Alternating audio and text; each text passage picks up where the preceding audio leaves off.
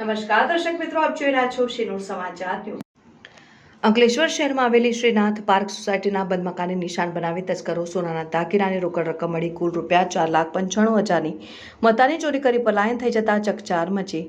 એક તરફ ચોર આવ્યાની બૂમો વચ્ચે કેટલાક ગામોના લોકો રાત્રિના ઉજાગરા કરવા મજબૂર બન્યા છે, તો બીજી તરફ અંકલેશ્વરમાં ચોરીની ઘટના સામે આવી છે। ત્યારે ચોરીની ઘટનાની વાત કરવામાં આવે તો અંકલેશ્વરની શ્રીનાથ પાર્ક સોસાયટીમાં મકાન નંબર B52માં રહેતા અને અંકલેશ્વરની એક હોસ્પિટલમાં જોબ કરતા હોય જયેશભાઈ આહિર જોબ ઉપર ગયા હતા અને જ્યારે તેમની સાસુ બીમાર હોવાથી તેમના ખબર અંતર પૂછવા માટે તેમની પત્ની અને દીકરો ઘરને તાળું મારીને હોસ્પિટલમાં ગયા। તે દરમિયાન કોઈ અજાણ્યા ચોર ઈસમો તેમના બંધ મકાનને નિશાન બનાવી બેડરૂમની સાઈડની બારીની લોખંડની ગ્રીલ તોડી ઘરમાં પ્રવેશ કરી બેડરૂમનો તમામ ઘરવકરીનો સામાન વેરવિખેર કરી નાખી ઘરમાંથી રોકડા રૂપિયા 40,000 અને 6 તોલા સોનાના દાગીના મળીને કુલ રૂપિયા 4,95,000ની મત્તા ચોરી કરી પલાયન થઈ ગયા હતા।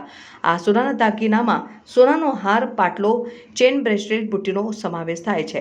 ઉપરોક્ત બનેલી ચોરીની ઘટનાને લઈને મકાન માલિક જયેશ આહિરે અંકલેશ્વર પોલીસ સ્ટેશનમાં ફરિયાદ નોંધાવી છે, જેને લઈને પોલીસે શ્રીનાથ પાર્ક સોસાયટી અને તેની આજુબાજુની સોસાયટીઓના સીસીટીવી ફૂટેજ મેળવવાની સાથે તસ્કરોનું પગેરું મેળવવાની તજવીજ હાથ ધરી છે। રિપોર્ટર મુકેશ વસાવા, શિનોર સમાચાર ન્યૂઝ, અંકલેશ્વર।